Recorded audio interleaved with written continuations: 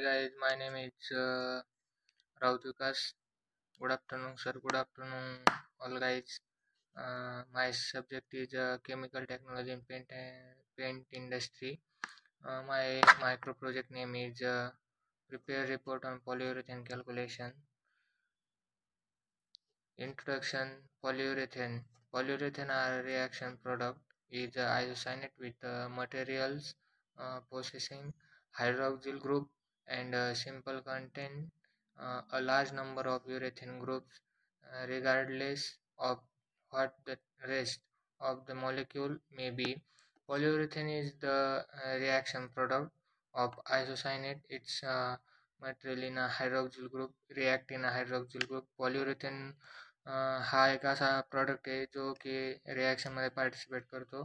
तो hydroxyl group बरोबर participate करतो रिॲक्शनमध्ये. त्याच्यामध्ये पॉलियुरेथेनमध्ये मेन कंटेंट म्हणजे NCO ग्रुप असतो जो की हायड्रोक्सिल ग्रुप बरोबर रिॲक्ट करतो. तो फॉर प्रोडक्ट बरोबर रिॲक्शन करतो ते म्हणजे with hydroxyl bearing polyesters polyurethanes polyester and epoxies etc.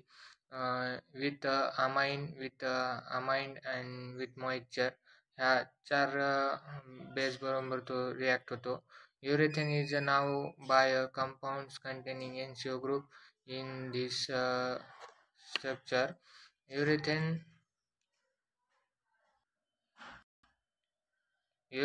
is now by a compound containing NCO group in a structure. युरेथेन म्हणजे ज्या ज्या स्ट्रक्चरमध्ये NCO ग्रुप असतो म्हणजे युरेथेन असतो.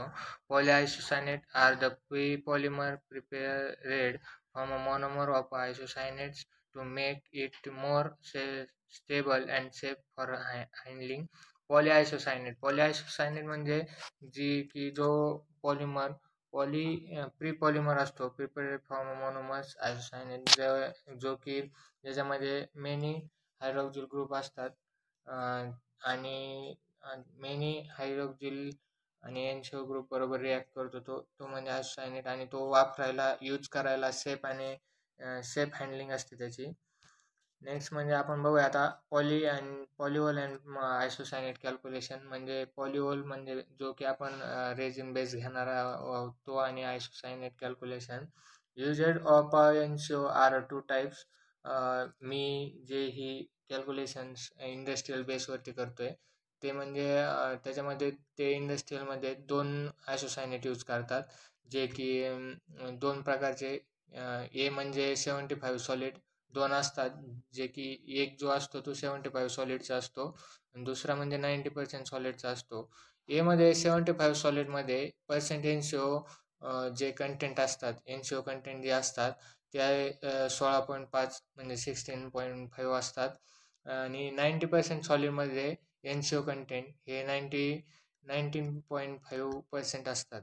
तर आपण एक एक्झाम्पल घेतले बघा. एक्झाम्पल वेस OH व्हॅल्यू आपल्याला कॅल्क्युलेशन करण्यासाठी आयसोसायनेट पॉलिओल आणि आयसोसायनेट कंटेंट काढण्यासाठी आपल्याला जे की मेन हे असतात व्हॅल्यूज असतात त्या खूप इम्पॉर्टंट असतात ज्या व्हॅल्यू आपल्याकडे असणं खूप इम्पॉर्टंट आहे की आपण जेव्हा आपण आयसोसायनेट कॅल्क्युलेशन करू तेव्हा आपल्याला ह्या 4 व्हॅल्यू खूप इम्पॉर्टंट असतात.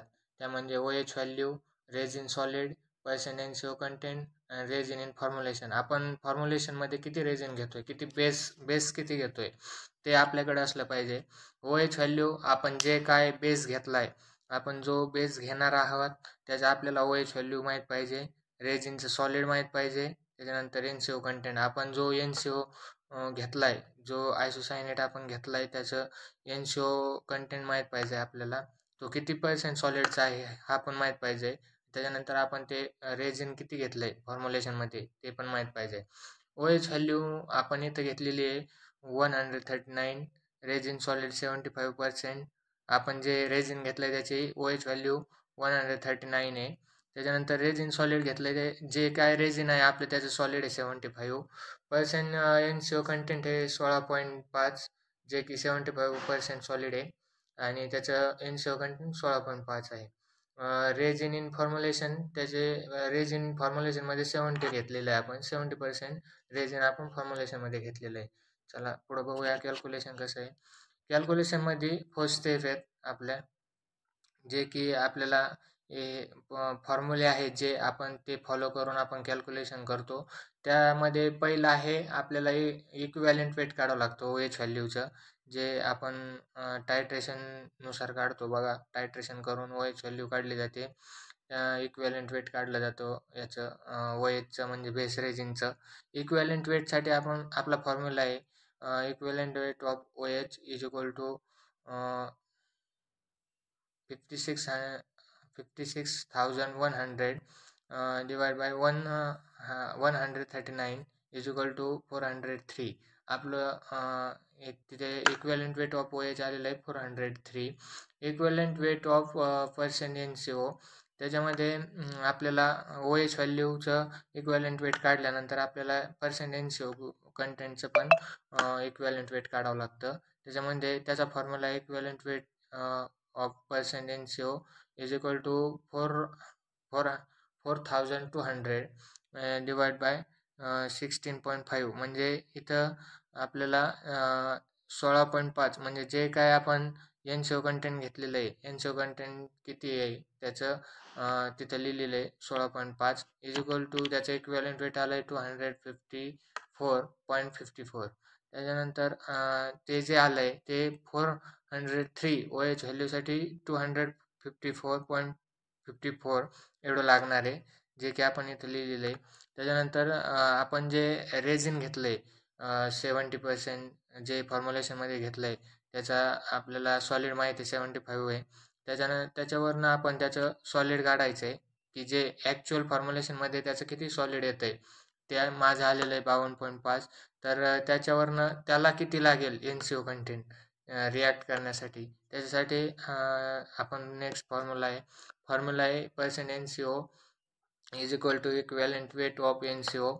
इक्विव्हॅलेंट वेट काढले आपण. त्याच्यानंतर मल्टिप्लाय गुणिले रेजिन सॉलिड्स गुणिले 100 divide by equivalent weight of OH गुणिले NCO solid percent NCO solid. Percent NCO solid माहीत पाहिजे आपल्याला किती आहे.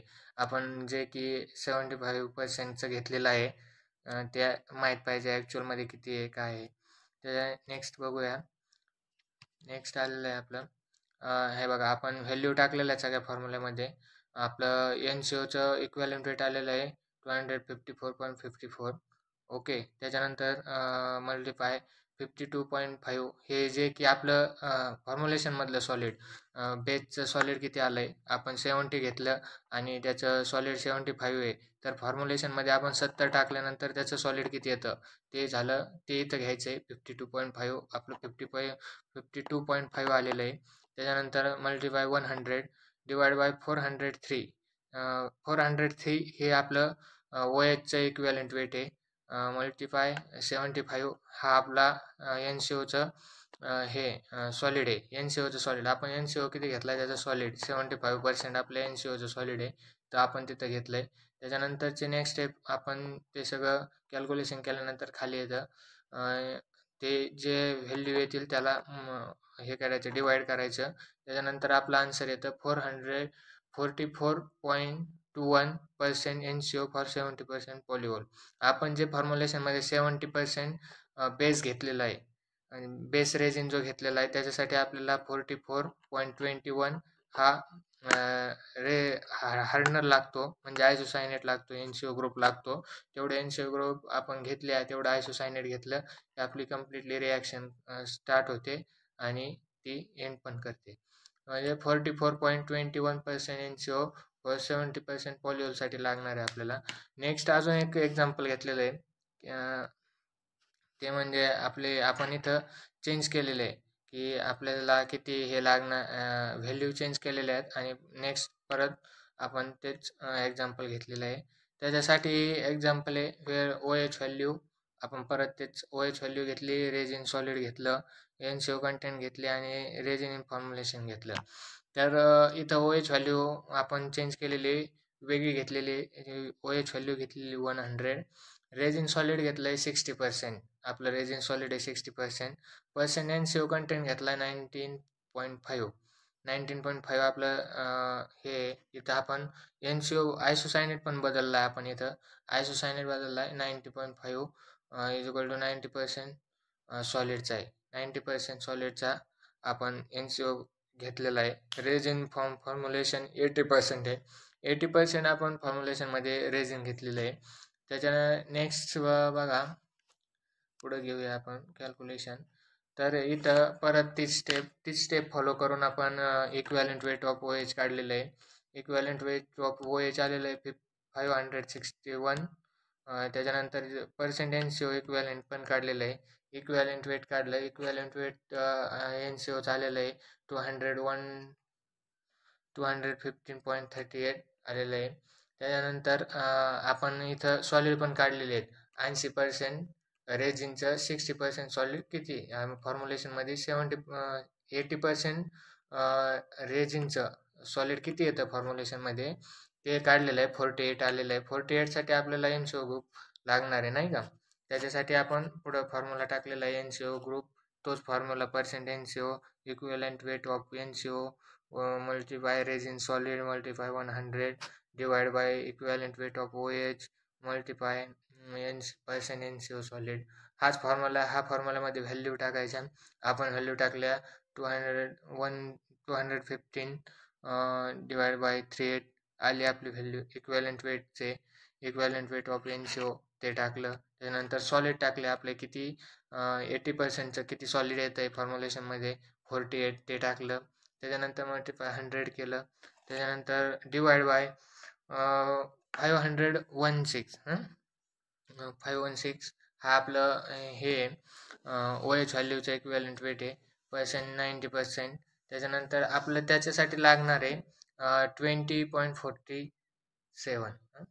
त्याच्यासाठी आपल्याला NaCO लागणार आहे 80% पॉलिओलसाठी 20.47. ओके, तर आपण इथं बघा, आपण दोन आयसोसायनेट घेतलेले आहेत. दोन प्रकारचे आयसोसायनेट घेतलेले आहेत. त्याच्यामध्ये 70%चं जे सॉलिड आहे त्याची रिॲक्टिव्हिटी कमी आहे 90% सॉलिडपेक्षा. तर 90% सॉलिड आहे ना, त्याला ट्राय आयसोसायनेट असं बोलतात. आणि हा जो 75 सॉलिडचा जो आहे त्याला त्याची रिॲक्टिव्हिटी कमी आहे. आणि 90% जो सॉलिडवाला आहे ज्याचे आयसोसायनेट कंटेंट 19.5 आहे त्याला ट्राय आयसोसायनेट असं बोलतात. तर बघा, आपण एक लाईव्ह बघणार आहे ते एक्झाम्पल ज्याच्यावरनं तुम्हाला कळण कशी व्हॅल्यू घेतली, कसं कॅल्क्युलेशनच्या स्टेप्स केल्यात. तर फर्स्ट आपण घेणार आहे तर OH व्हॅल्यू. आपल्याला फर्स्ट आपण OH व्हॅल्यू घ्यायची आहे बेसची. OH व्हॅल्यू घेतो आपण. त्याच्यानंतर रेजिन सॉलिड घ्यायचं आहे आपल्याला. त्याच्यानंतर आपल्याला पर्सेंट NaCO पाहिजे. पर्सेंट NaCO कंटेंट किती आहेत आपले NaCOचे कंटेंट ते पाहिजे. आणि रेजिन इन फॉर्म्युलेशन पाहिजे आपल्याला.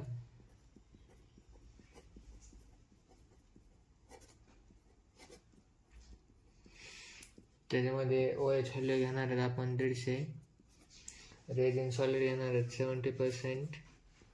NaCO कंटेंट घेणार आहेत आपण 90.5%. आणि फॉर्म्युलेशनमध्ये रेजिन आहे आपलं 60%. OH व्हॅल्यू आहे आपली 150. रेजिन सॉलिड 70 आणि NaCO कंटेंट आहे 90.5 आणि रेजिन इन फॉर्म्युलेशन 60. तर NaCO कंटेंट जे आपण NaCO घेतलं आहे त्याचं सॉलिड माहीत पाहिजे आपल्याला. तर त्याचं सॉलिड आहे आपलं 90% सॉलिडचं NaCO घेतलं आहे आपण. तर फर्स्ट स्टेप करूया. कॅल्क्युलेशनचा फर्स्ट फॉर्म्युला आहे equivalent weight of OH value. त्याच्यामध्ये आपल्याला घ्यायचं आहे 561,000. त्याच्यानंतर आपली OH व्हॅल्यू किती आहे ती घ्यायची आपल्याला 150 इज इक्वल टू आपला आन्सर येतं आहे 374. हे झाले आपलं equivalent weight of OH. Second आपल्याला सेकंड NCOचं इक्विव्हॅलेंट वेट काढायचे आहे. Equivalent weight of percent NCO, तर इथे घ्यायचे 4200 डिवाइड बाय आपलं कंटेंट किती आहे NCOचे ते घ्यायचे 19.5. इथं बघा आपलं 19.5 आलेलं आहे, ते आपण इथे घेणार आहेत. त्याचं आन्सर येतं आपलं 215.38. त्याचं आन्सर आलं आहे. सो हे झालं आपलं equivalent weight of NCO. Third तर हे बघा 374,215.38. तर आपल्याला रेझिन जे काय आपण इथं रेझिन घेतलेलं आहे 70% सॉलिडचं आणि फॉर्म्युलेशनमध्ये घेतलं आहे 60%. तर याचं सॉलिड किती फॉर्म्युलेशनमध्ये ते आपल्याला काढायचं आहे. तर त्याचं आपलं सॉलिड आलेलं आहे 42. तर त्याच्यासाठी किती, सो आपला थर्ड आणि फायनल फॉर्म्युला आहे, याच्यावरून आपल्याला NCO कंटेंट काढायचं.